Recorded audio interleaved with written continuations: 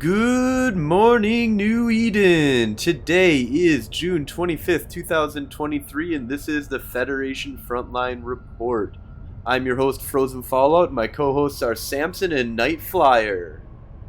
Good morning, New Eden. Good morning, everybody. So, Frozen and Samson, we've been off the last few weeks with real-life shenanigans, as we were talking about pregame.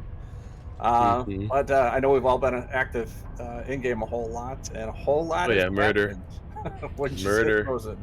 Yeah, I would say that a lot of changes have just recently went live. There's some patch notes that we're going to be going over later on in the show here.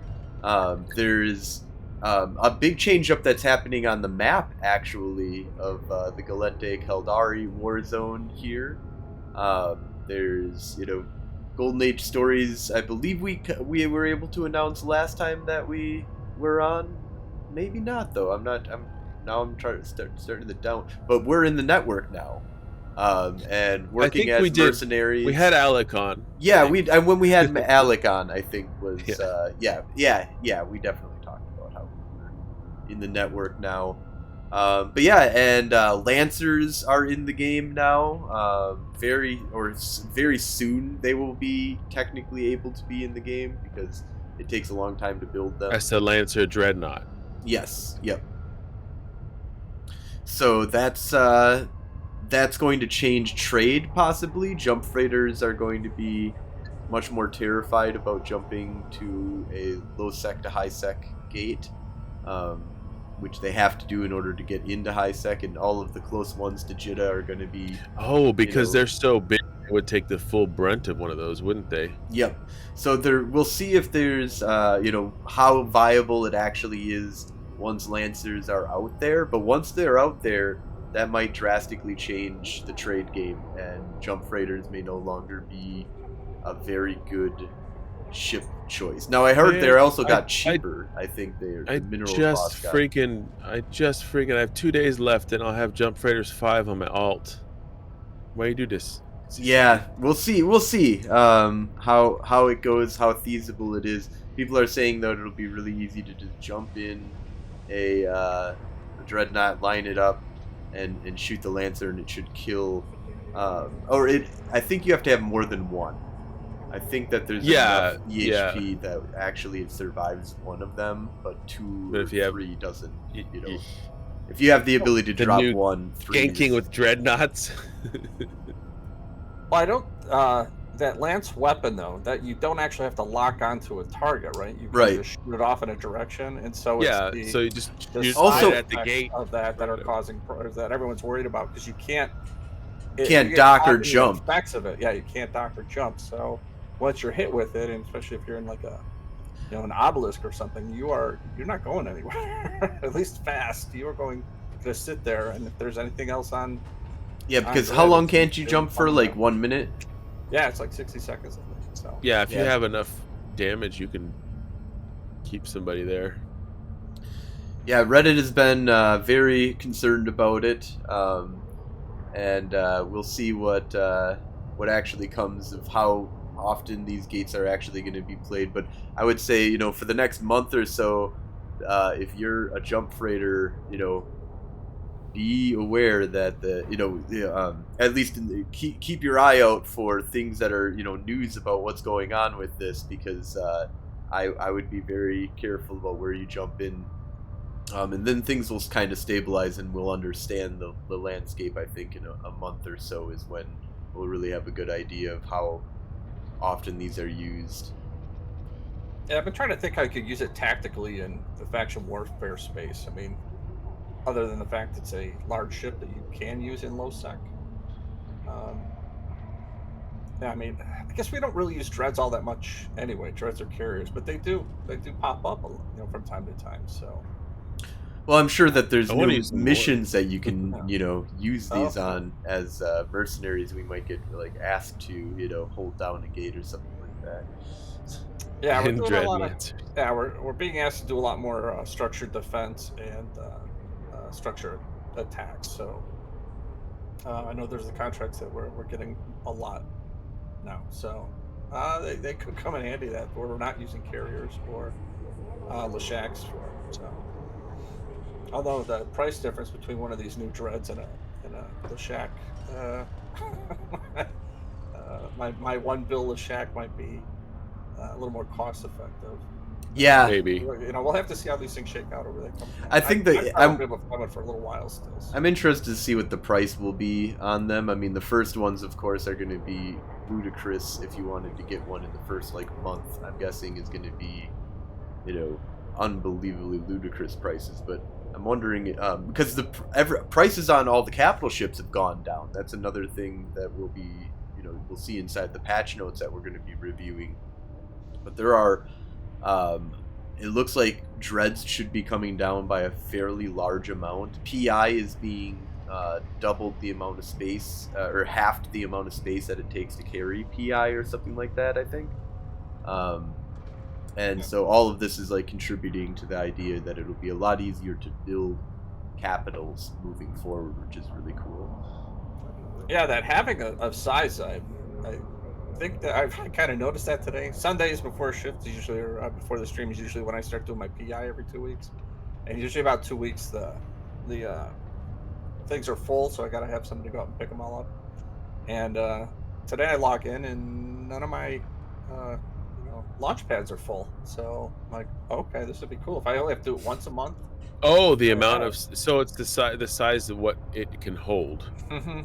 Yep. Okay. Yeah, I should be setting up in Yvangir. I really need. Yeah, to I was set gonna up, say I need to do that too. Like I remember well. Tacky was telling me how to do PI and stuff, and even made a how-to video, and I still haven't done it because I want. Do you do it in multiple systems? Yeah, I do. Because I first started off with Night Flyer because it's just an easy way for 10 mil that you can invest into passive income and have 50 mil by the end of the month. So. And month after month after month, it starts to pile up. If you're doing it right, you just got to make sure you're not on planets that are overtaxed. In Highsec, you're going to find a lot of planets that have. If we did it in Yvangir, I don't think we'd have. Or something. Yeah, I'd have checked. Oh, yeah, the tax is huge. Tax, yeah, corporate tax that you have to use to set up stuff on that planet. Every time you pull something off the planet, you're paying a tax on it, and so that. And that is how used it is by players too, right? Yeah. So there's another taxing of the. Yeah, I wonder how many people are doing PI in Yvangir. I don't kill a lot of haulers with PI shit in them, so I don't know. It's kind of hard to catch haulers with PI, doing PI unless you're really staking out the system. But once you got it set up correctly and you got a good balance of what extractors are pulling off the planets, what you're manufacturing, get all that kind of set up, you can really just launch it and forget it, and then just go and collect every once in a while. And again, it's a good 100 mil a month that I really don't have to do much for, but it does get tedious. If you got to move your extractors around because the most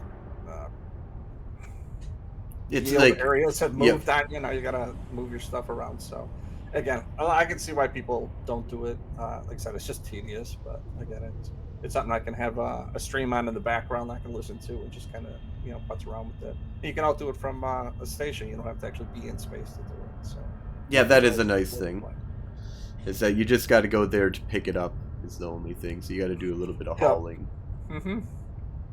But again, you can get a Episolve or whatever those things are called, the Galente one that's designed just for it. And again, they're 10 mil.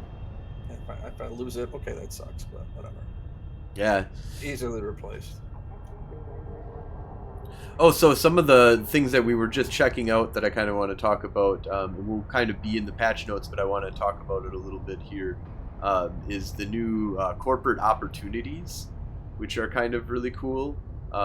They're kind of like little missions that you can have for the corporation to do a certain amount of damage in a specific system, or using a specific ship type, or you have a overall kill count that you're kind of going for. So once we hit a certain amount of kills, then it'll we've accomplished this goal, and you can kind of see how far you're how much you're contributing to the corporation goals, and I think that's been kind of cool.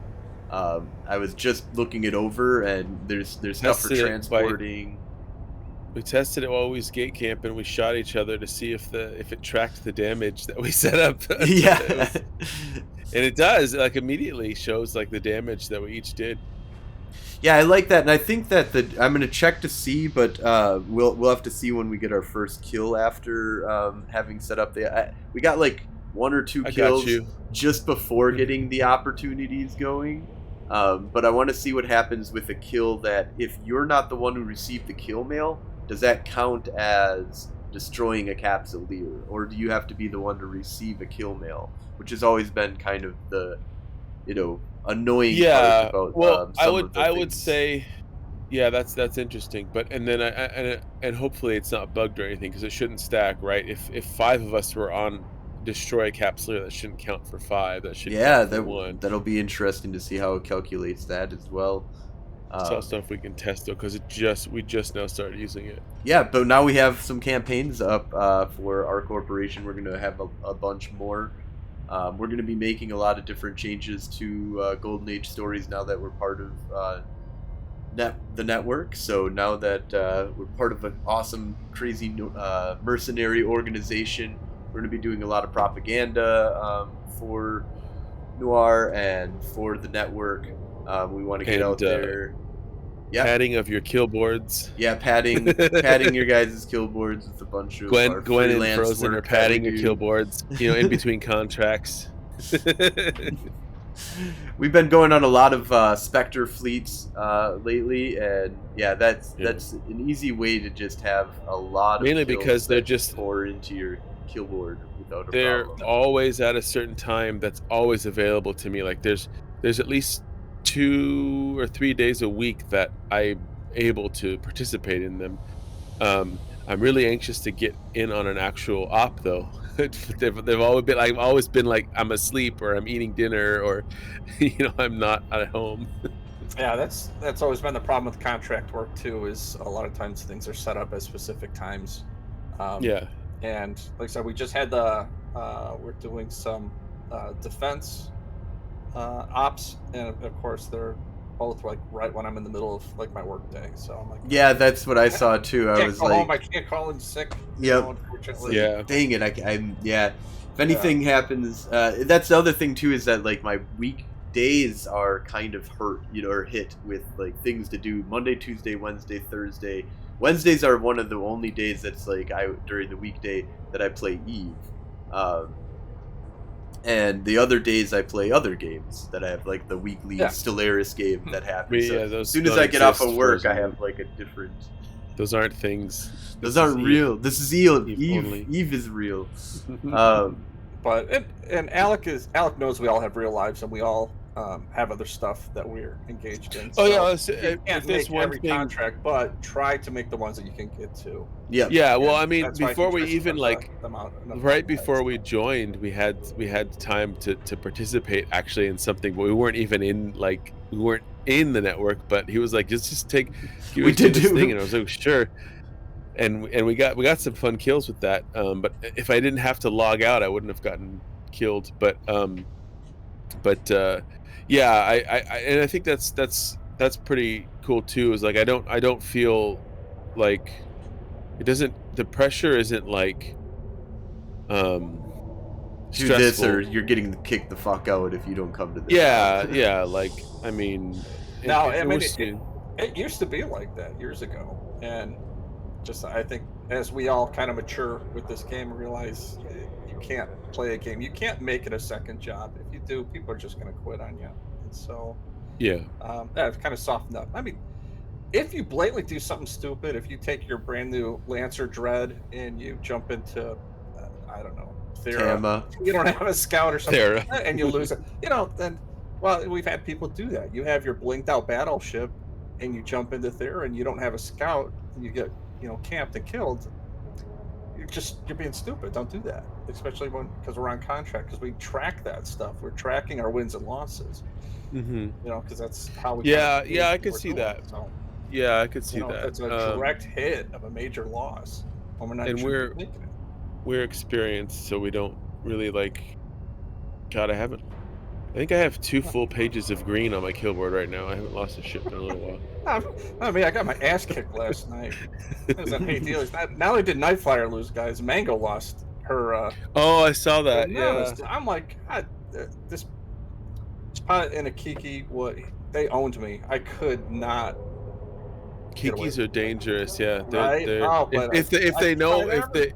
if We they were know how to triple box. fly. Yeah. Oh, this person knew what they were Mhm. doing, and they were really good. Nina, whatever. Yeah, yeah, yeah. Definitely had my number, and I finally just had to quit and walk away. I said, just uh, not that I'm working, not that I'm doing it's working. So time to give it up. Yeah, so the other things that we're going to be talking about today, and the first thing that we're going to start off with is the going over the Warzone, as there has been a lot of changes that have happened to the Galente-Caldari conflict. Some good news for the Galente, some bad news for the Galente, but just, very high active amount of battle that is happening all across Galente-Caldari Warzone right now. It's been a lot of fun messing around there the last few weeks. We'll also be taking a look at the patch notes for the most recent update that came to EVE Online. And we're also going to be talking about the Highsec war that started after the patch notes were announced. So just kind of starting off here, we have this nice little map of the Warzone that CCP provides us in-game. The best maps that they have of EVE actually is just a small section of faction warfare. So that is, I always find this interesting how cool and really great this map is, but It is a nice map. they need this for the rest of EVE for sure. Like each region should have like a map that looks like this, and then like Yeah. it'll tell you where it goes out to. But in any case, as you can see, the South has been a very interesting change up. They had pushed us all the way back to Hades for a while. A boon was taken. All of this area up here was taken by the Caldari. This entire chunk over here. So you've got the Negamenon, Suggerento, Aranaco, all of that was owned by the Caldari.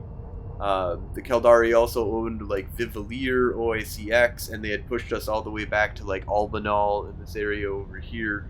And they definitely had Athenon over here is now currently in the hands of the Galente. This is a big change up to the Warzone here.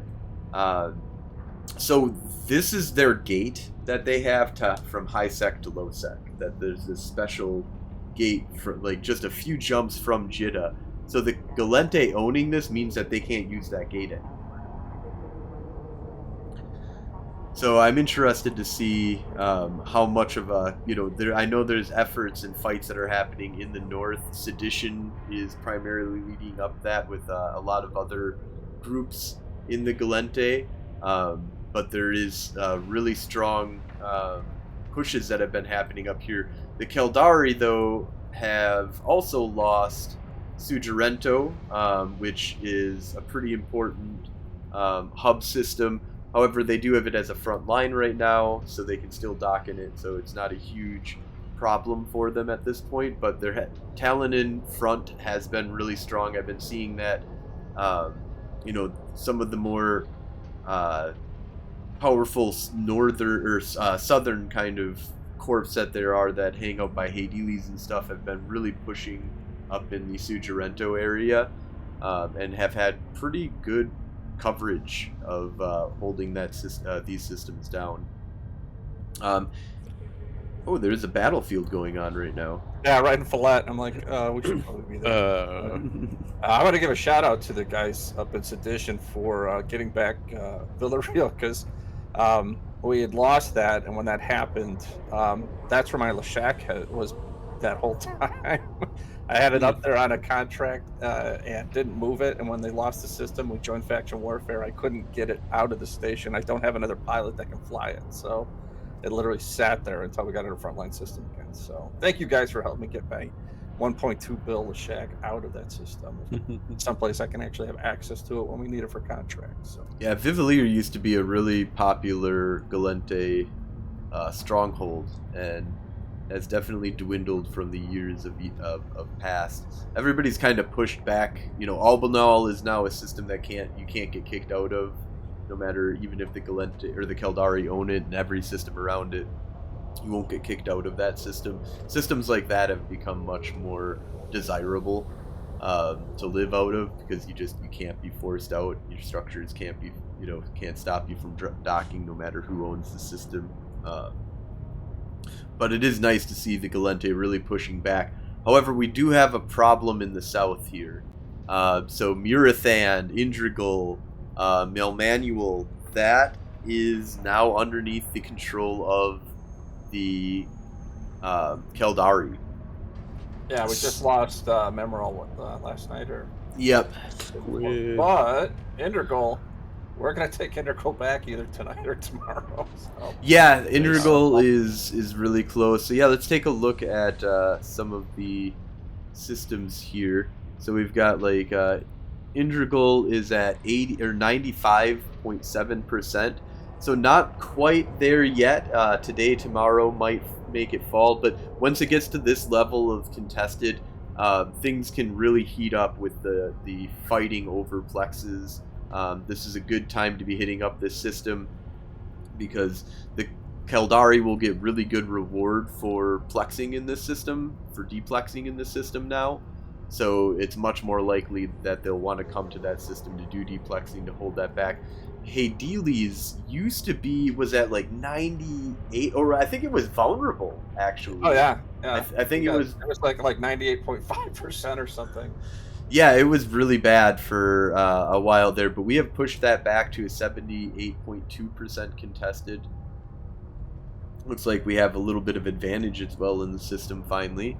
Fliet has been holding kind of strong, but looks like they're kind of it's been like what, months now that this has been the front line is right here at Fliet. 80.9% contested right now. The Keldari do have a 10% advantage. The other big one that people are fighting over is Suggerento. So the Galente currently have that and are holding it at 28% here. So surprisingly, we're actually being able to hold this out here. Tama is a frontline system, but nobody wants to fucking play faction warfare there. So wouldn't it be a great thing though if we actually had it? If like Galente had Tama? I think that it would be nice. I would be. I might go back and play again. Maybe, yeah, I would go back. R.I.P. I mean, Tama. we can dock in Tama now, so I might go pick up a bunch of shit that I have. Wait, there. we can? Is it frontline? It's now? a front-line, yeah. Oh, It's hell actually yeah. a Okay, front well, line. we don't necessarily have to take it, but now that it's a front line, we can go fuck around there. Go play there. We can play in Tama again. So we can fuck around in Tama now? Okay. And Keldari will never get kicked out of Tama, unfortunately, because we haven't gate camped Nervakaiken in a while. Oh yeah, yeah, that would be fun to do again. You know, some of our I'll late FC night that. funds. I'd FC a Nervakaiken gate camp. But yeah, so that's a good little war update here. Let's go ahead and take a look at the patch notes. If Samson, you want to go ahead and pull that on up for us? Yes, sir. Let's see here. Just press that little button. It does the things. Watch the stream. You got it? Yep, I got it. Patch notes version 21.05. So, I'll start us off here a little bit. We got some interesting things that I was literally just looking at it right now, right before you said that, and that is first of all the dedicated LP tax rate, which we just set up, and I think that's a really cool thing. Because it's a really good way for this is corporations a game changer for faction warfare. It's huge because like that's really what we need as faction warfare corporations and alliances is we need an LP tax, because we especially us right now we just started like over the past few months we started taking our LP and manufacturing ships just to hand out on fleets. And for ourselves too, but we don't, I mean, you can only you only need like 3 of each ship before you need something else, right? But like just that's a huge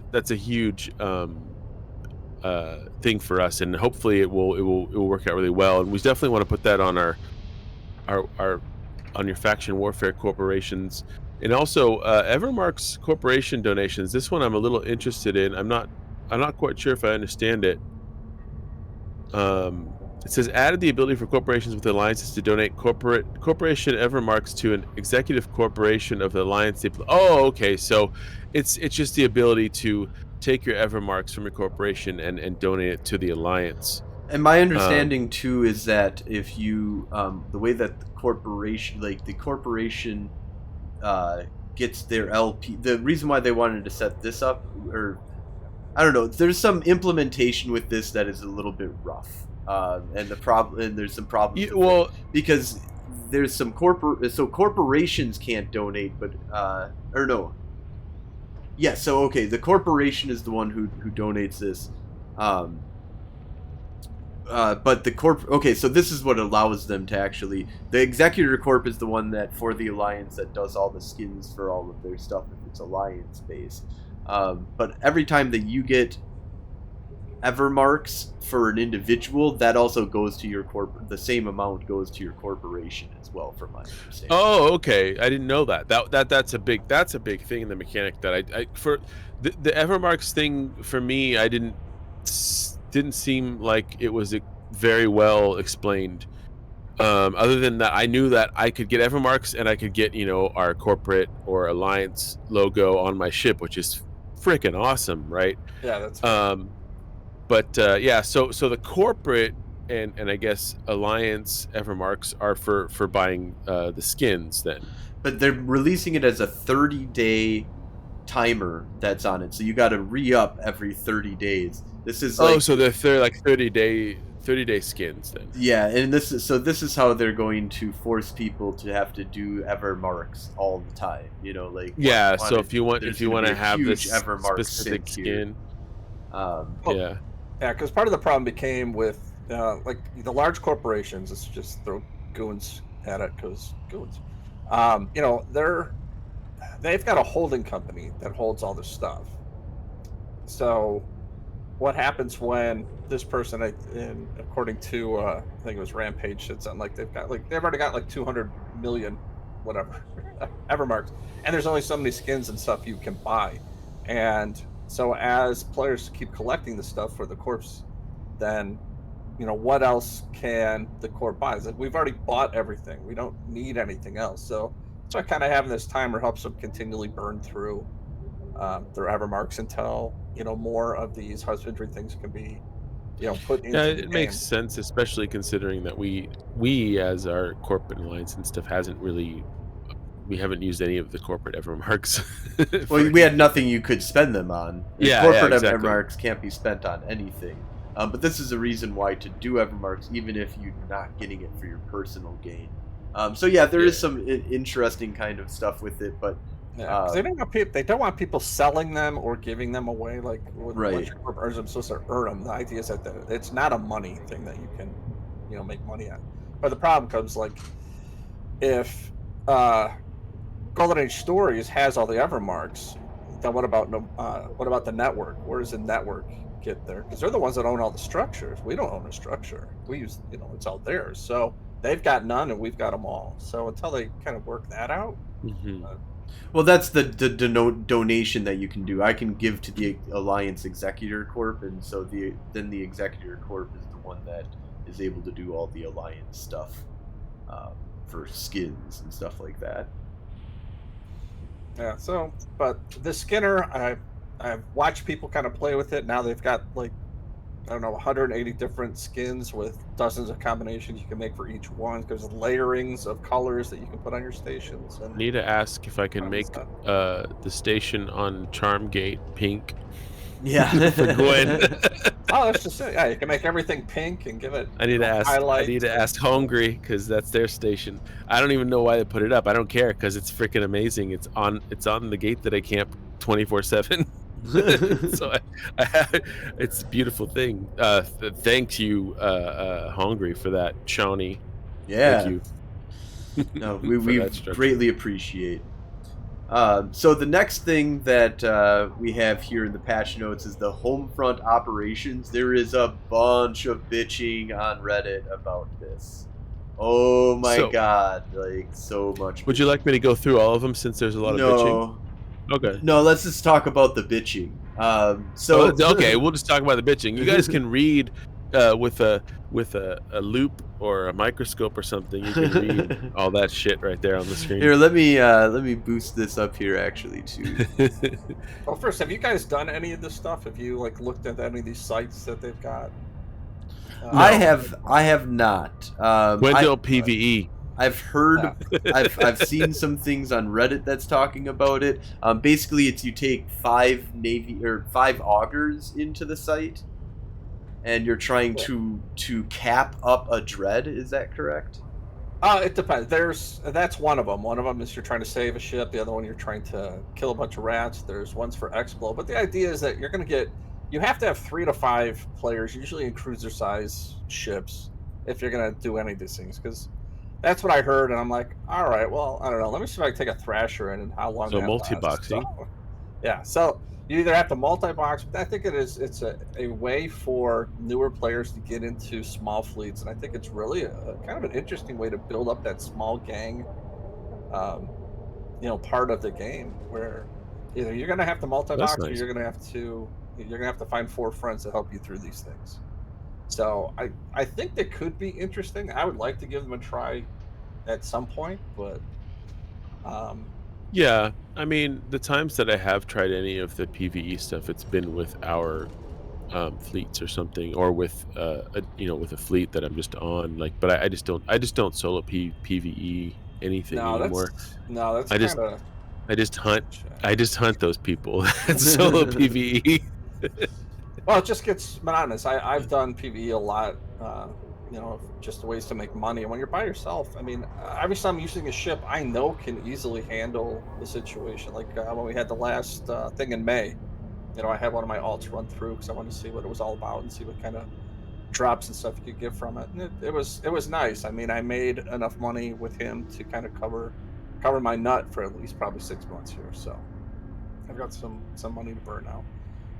But again, there wasn't any. I stayed in Highsec. There wasn't any real challenge to it. I had a ship I knew could handle it. No one was going to come and gank me, and the one guy that tried got uh, concorded. So That must have been uh, satisfying. it was fun. It was great because he was playing games. He kept coming in and locking me up, and then warping off, then coming back into the site and yellow boxing me again. And Yeah, those are always he fun. messed. Yeah, he messed up because he went I suspect and he got melted. I almost lost a Legion once doing that kind of crap. I was like trying to go suspect and get someone to, but also too, just like the whole Concord aspect of things when I would not gate camp, station camp, trade hub in like Amar. It just became, you just, however fast you could lock the guy that's trying to do something stupid, and before like, if you see a battleship on dock and do something absolutely asinine, can I lock it quick enough before Concord blows it up and get on the kill? Um, But I do enjoy the team stuff. Like Hateless used to have the Triglavian things inside. Now Galwin is carrying that tradition on. And again, it's just a way they can fleet up, do PVE. Again, not very stressful, but it's a camaraderie of flying with other pilots. You're shooting stuff, and in the end, you're actually making 100 mil. So it's been worth it for me, especially as you're trying to figure other parts of this game out. Yeah, so I've heard about that. Also, real quick here, I messed up. The patch notes I just linked them in our document here for you to pull them up. These are the modifications that have gone to the patch notes. But let's actually bring up what the actual patch notes are for the expansion here. Nope, other link about that. Yeah. Don't look at TTT. Don't look at the TTT stuff. That's for later. Nope, that's still the patch notes version. The one that you want is the EVE Online News. Oh, it's underneath. Yep. Sorry about that. So this is Meridian the expansion notes. So corporate projects. So we already talked about that. This is interesting though that they kind of go through. So this, if you go back up real quick, these are some of the things that I haven't actually dug into these patents. So we're going to be all together on looking at these expansion notes here. But yeah, so there's manual that allows you to like have a free form one. We messed around with that where you can just kind of make up your own goal and then you just manually set it. It doesn't show contribution or anything, but it's like, you know, I want to have these many fleets that are led, 100 fleets that must be led in the next month or whatever, and then just tell me every time, every ping that I see for a fleet will be a fleet that's been run with the corporation or whatever. But yeah, in any case though, there's delivered items, so there's like asking people to go do and deliver items, I guess, which is interesting. I haven't looked into that one, but destroy non-capsuleers, damage capsuleers, and mine ore. So different kind of core projects. These are been really cool. But yeah, we talked about these at the beginning though. So what else happened here in the patch? Air opportunities got up duty. Let's see. Oh, air. That's the that like in-game thing that they already have, where you earn little prizes for doing things in game, like killing an NPC every day or doing something. And those are neat. Opportunities. I've earned like destroyers and frigates from just doing stuff. Yeah, it has like a little path for you to kind of take, different activities for you to accomplish, or different things for you to accomplish. It gives out money and cool little things. So this has just got looks like a new interface that replaces the old journal. And this also is where I think the core projects all live as well as in this new era opportunities interface that they have now.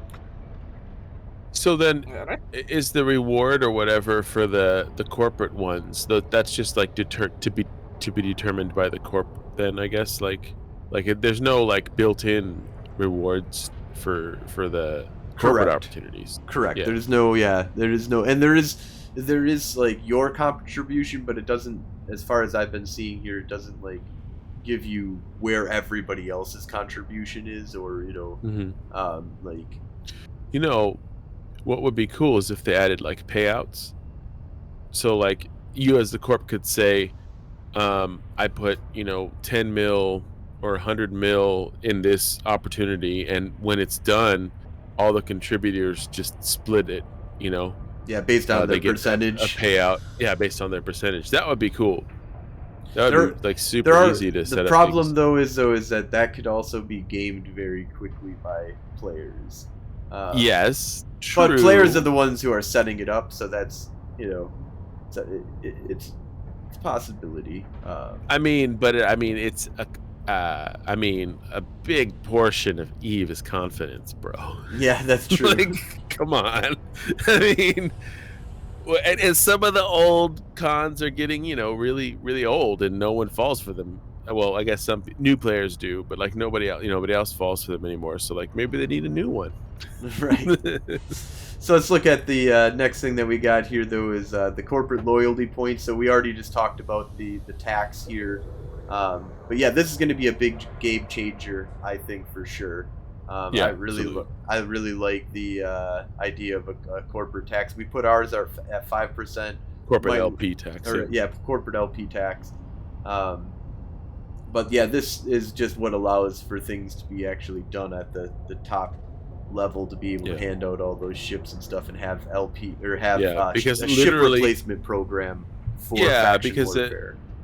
The way that it's gone, like, sure, initially when the newer LP things like the faction dreads came out, there was some money making opportunities, but now that's calmed down, it's very much a good way to fuel your corporation or alliances like fight, just, and like you said, SRP, because you can just continually pump out Navy ships with your own LP. But now if everybody's contributing, like if there's a tax, then that helps us, just as a core, because technically we've just been paying out of pocket because we can and it's fun. So but that'll be nice for it to start sustaining itself. Right.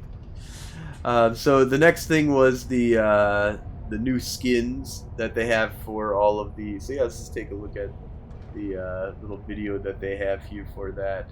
Um, I would love to be able to skin that Astra that's on our gate. I think we can. We'll have to check into that for sure. Well, I have to And talk talk to to people. Yeah. But yeah. I'd be like, what is it? What would it take? But yeah, people have been asking for these skins for a really, really long time. For skins to come out for a because structure. So structures they're really cool looking. Yeah, And little personalization goes a long way. yeah, absolutely. That's a huge thing in I mean, I know a lot of I don't people want to are- break the fourth wall, but that's a huge thing in video games in general. Right. Sorry, this there's isn't a video game. It's real. I know there's a lot of people that were. I mean, they would have paid real world money to buy skins to put on their stations. Absolutely. So I it's would always been totally. something like Brisk Grabala said for years that it's just CCP leaving money on the table. Like, I will give you money right now. And same thing with, like, I brought that up years ago too, is like name change. Like, I just want to drop the numbers from my name, and I'd be willing to pay you $29.95 to do that. Right. Especially if it's a so- one-time thing. Yeah, right. I'm like, or maybe it's a sliding scale. The more you do it, the more expensive it gets for you. Yeah, But- that would definitely make them money. Yeah, right. So, it's just money on the table, though. Yeah, all right, so let's take a look Oh. here. What else do we have here? Tax reform. So this is going to be changing up how to make upwell structures be more attractive for where you want to do your marketing at, which is really interesting because we're going to talk about in a little while here a little bit about the wars that are going on because of this, kind of with the tax reform, but more that I don't think it says it here. But at some point in the patch notes, they're going to reveal that so spoiler alert, there are no more extra large structures that can be placed in Highsec. So as soon as the patch went live for this, it prevented people from being able to put up extra large, like keep stars or the what is it, the Satoya or whatever. Sotio, or what's the other one? Fortizar? There's Fortizar, and then there's one more as well that's an extra large, I believe. But in any case, the extra large. So the TTT Trade Hub in Perimeter had some crazy shit happen with it. But let's just skip over this. I don't think we need to go deep into this tax reform, but there is a bunch of tax reform for people who want to go check that on out. Industry job installation fees, there's some changes that are coming with that. Also something that I don't think we need to do a deep dive into, but know that the system index stuff is going to be changing for that. And if you're interested in doing a lot of industry in a system, you might want to check out to see how those changes are going to be affecting you. Luckily, I live in low-sec, so nobody does industry where I do industry, so my industry index value is they just transport super shit low through our system. Right. Yeah, let's go ahead and scroll down here. What else do we got that were big changes? Temporary sales tax holiday that just started, or I don't know how long that'll be for, but this is the next big one here. Lancer Dreadnoughts. These are the Tech 2. We were talking about them a little bit in the beginning about how it's going to be changing up the transport industry, basically making it extremely dangerous for you to fuck around or not know what the hell you're doing. Be really on top of your shit.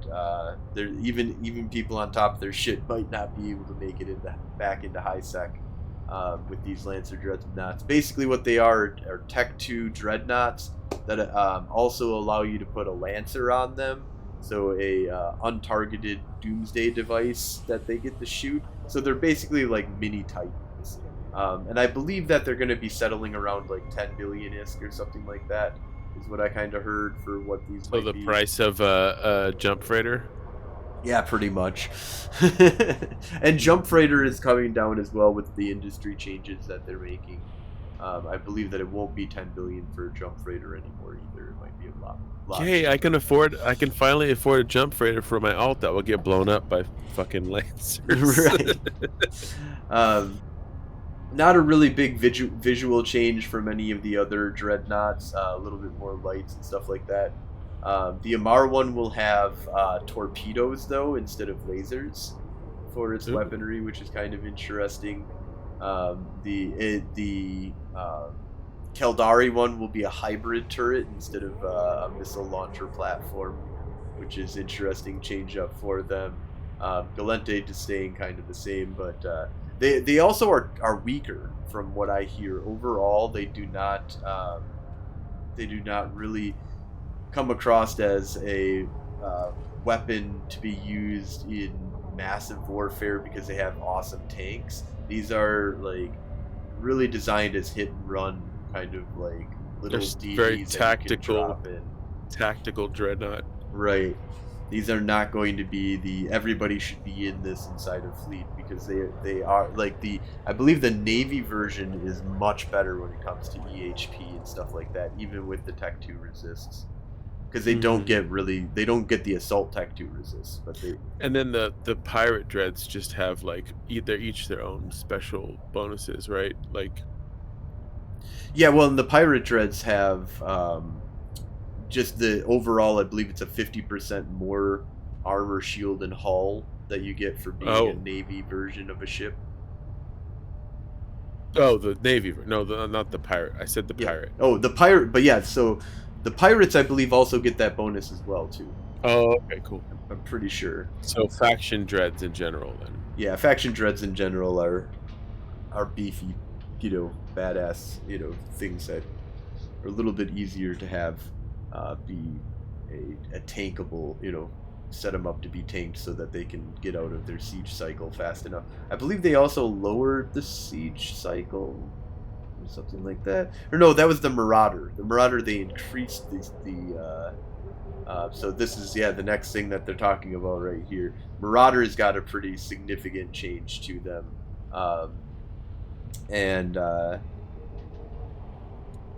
They moved around some slots, gave like the Megathron an extra mid slot, I believe.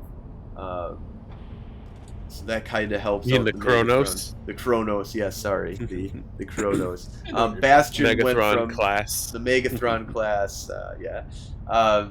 The duration increased for their Bastion mode from 30 seconds to 60 seconds. So. I thought it was 60 seconds. I'm confused. I used to use. It's been all over the place. It's been all over the place for whether or not. So it was. I think it started 60, went to 120, then went to 30, then went to 60. Oh, okay. So so that makes perfect sense because when Gwen did PvE so long ago in a Paladin, I felt like it was 60. Yep, that would probably be correct. So yeah, we have the different. Oh, they changes. gave an additional mid slot to the Kronos. Yep. HP in the armor structure decreased a little bit for its HP, so they switched those around, making it not a structure tank kind of ship. So Varger lost a high slot, got a low slot. Like everything, I think, is losing like a high slot basically in order to get like a better low slot. Yeah, to get a different slot. Oh yeah, except but Paladin didn't change anything except for its optimal range bonus was reduced from 7.5 per level to 5.0 per level. So that's pretty good. All the mass of every one of them got changed as well. Like a pretty big increase for the mass changes. Oh yeah, they did make some changes to the Maelstrom, the Roke. Yeah, battleships. Yeah, I haven't even seen a Roke. Like, no one uses them. Yeah, they're pretty rare. sniper, long range rail rail boats. builds. But now it got an extra mid, which is kind of interesting because yeah, it's a shield tanking, but with that extra mid, you might be able to do some. That's good, right? Yeah. Yep. Increased CPU as well. That's good. Maelstrom also got it's like an increase to its shield. Ooh, holy shit! An increase to the shield boost bonus from 7.5 to 10% per level. That's pretty fucking crazy. Oh, Maelstrom can tank hard now. Yeah, that's gonna be a good solo tanker for sure. So new bait ship, Maelstrom. Yeah, and it's faster now, and its scan resolution is a little bit better. That's kind of nice. Oh yeah, the big thing too, but everybody's still saying that rails still suck, but large rails got a tracking bonus and a rate of fire bonus as well. And I would still argue that because rails are, I mean, they've been very kind to us. So I've gotten more kill. I just want to say this right now to the rails versus blasters. Don't get me wrong, I love blasters and the DBS is great, but it's very situational. But with rails on a comet, for example, let's go to the smallest thing. I've gotten way more kills than your average blaster comet pilot. I guarantee. Yeah, I've had people kite me in my blaster comet or my rails. It's hard to. There's a lot of nano assholes out there. Okay, right? You gotta be prepared. Yeah, I really like it when they like try and get away from me, and it's like, yeah, I'm still dealing out a decent amount of damage. Yeah, you're still gonna die, bro. And also now you're probably pretty flimsy because you are a kiter and you just rely upon being able to get the fuck away from me. But that ain't happening today. 0 point mass entangler. So what is this here? Oh, this is the. Yeah, they can use it in Highsec and low sec now because it wasn't allowed. What is the 0 point mass entangler? Isn't that a Lancer thing? I'm not sure. Technical difficulties. Sounds familiar, but wait, technical. Do some research. I'll try to do some research on that. All right, so then there's the home front. So let's see if they dig in. Actually, can you just hit play on that? Oh, it's 8 seconds. It's just like it's like an animated GIF. It looks kind of cool. Wow, that didn't give us anything. Yeah, let's just take a look at. Take a look here. So yeah, there's the abyssal artifact recovery, suspicious signal.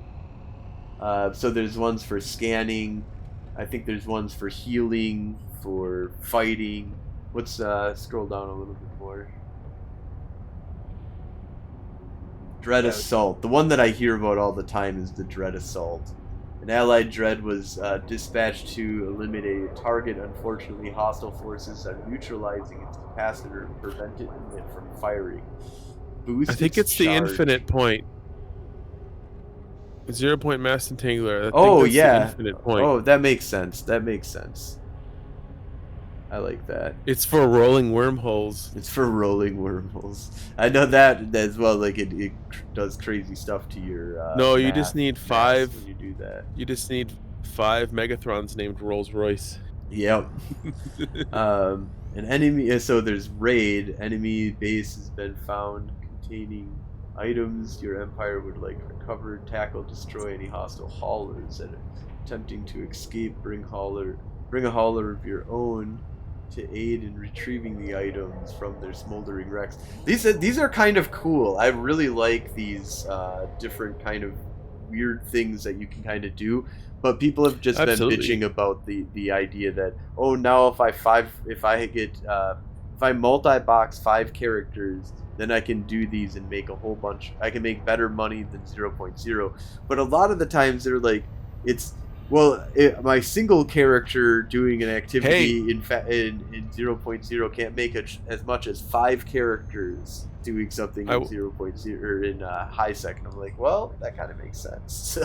well, and also too, like bring your 5 fucking haulers into my system so I can pick them off.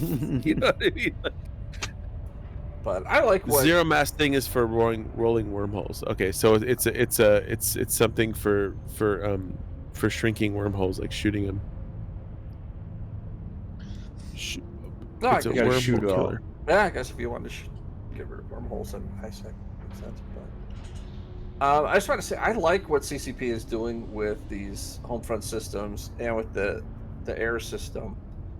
It's like they're trying to kind of beef up the standard missions that they've had.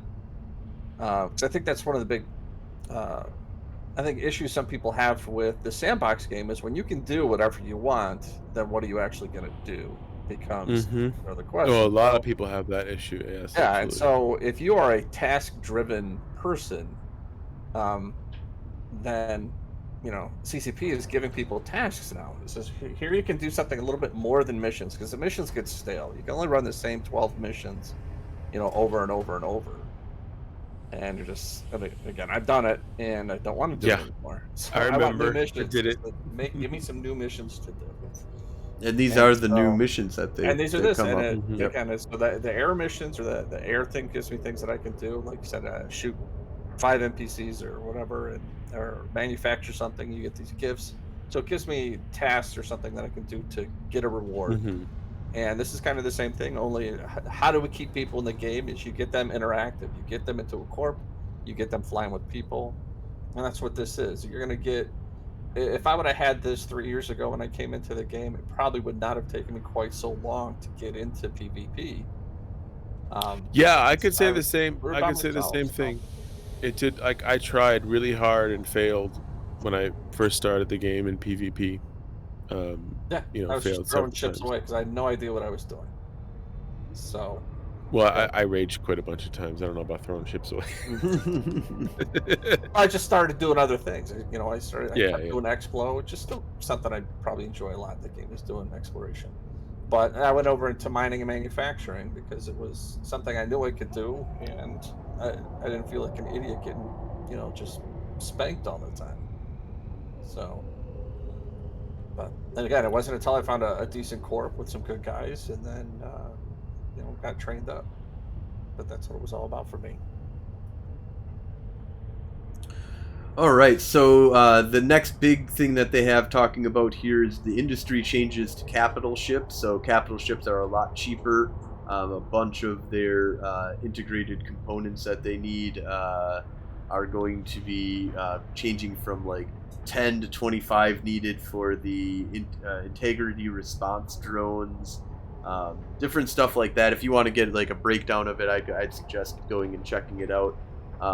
But this is just going to make overall things a lot cheaper to build jump freighters or build capital dreadnoughts, and I believe carriers are being hit by this as well.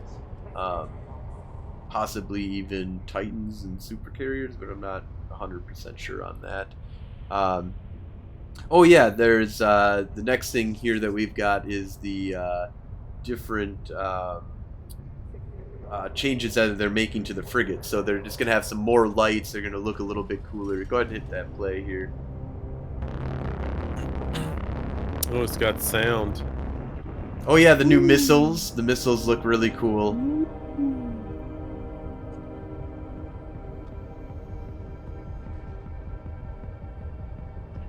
Ooh, I like that.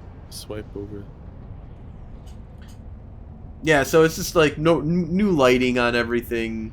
Everything looks a little bit better. All the frigates got a little like touch up that happened to them. New shit, crashing multi-boxers, CCP.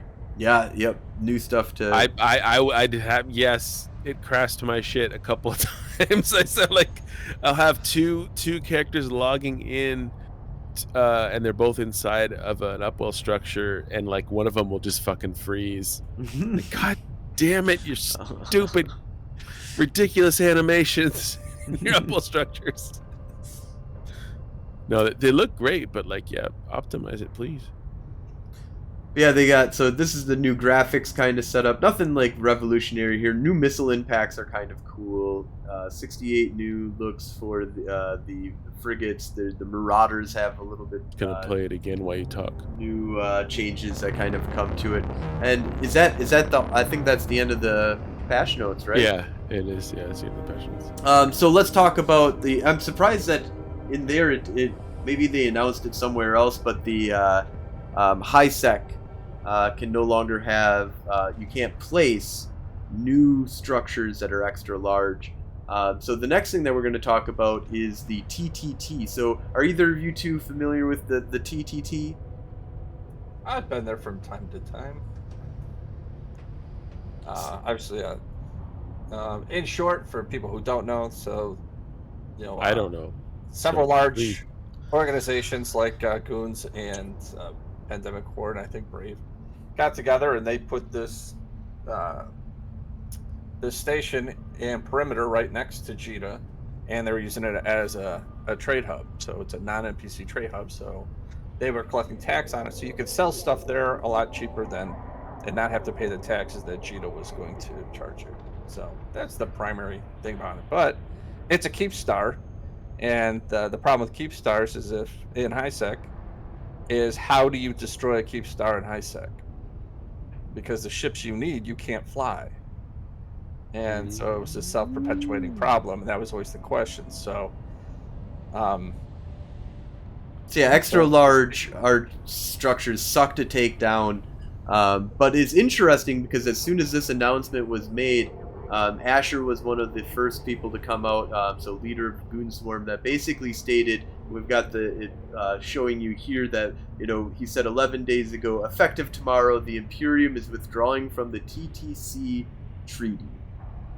So basically, there's this treaty that everybody, that Nightflyer was just talking about, and so the Imperium backed out, but they also bitched about things like how Test is still part of that treaty, and Test has like 20 members, but they wouldn't allow B2 into the treaty. So that's one of their reasons for kind of pulling out of this, is that they felt that the money was being disproportionately put out to different people that didn't deserve it, and people that did deserve it weren't being allowed to be brought into it. But he declared war for Goon Swarm, and then like a group, a large group of people basically kind of fell behind this as well. And end result is that the trade hub was going to be unanchored. They were going to try and just get rid, get it out of there before it gets blown up. But Vortex went through before they could get it unanchored. Goon Swarm was able to reinforce it. During this time, there was a bunch of bitching that was kind of going on about people not knowing Highsec mechanics and war deck mechanics and stuff like that.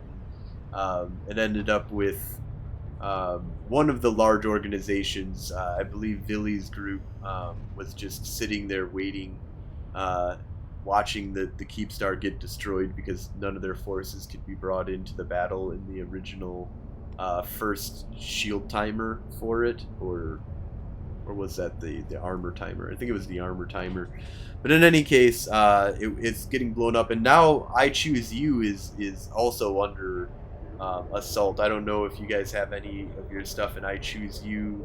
I did. I just got an alert from stuff I got in Stackmon. Yep, me too. My stuff, Because I that just was like got- the this- first trade hub I ever used when I was first starting the game. It was centered out of Slays, and so I would use that as my local trade hub. And I just got a thing saying, yeah, all your crap's gonna go in the next 2 days if you don't put an asset for or asset safety. So, yeah, both Nightflyer and Mango had stuff over there. So. Yeah, I had a couple of my tunes too. I was like, what the hell is this? I don't Actually, even know what's there. Yeah, me too. I'm trying. Yeah, I was like, what was there? And they the one thing is looking at it right now, like, what the fuck? It was going abandoned for a while. Which Yeah, was right. One of the things So, that really pissed me off. That was interesting, but then though. I would say it got unanchored what's like immediately after that. What's interesting about that though is one of my tunes got the notifications that it was going abandoned, but the other one just got the asset safety notification. Like, I don't Oh, understand how that interesting. works. Like, Hmm. why why did I only get one notification that my shit was gonna be floating in space? You know, Right. like I don't think I had anything important there though. I had So 5 comments over there. I was I don't just remember what I a had, so small little it's probably snatch of my comments. Yeah. for me, it's probably like one Corvette and some modules. Yeah, mine probably will end up being just a Viator, and I'll be like, oh, that's great. That would kinda suck because that's a Thanks. nice little ship.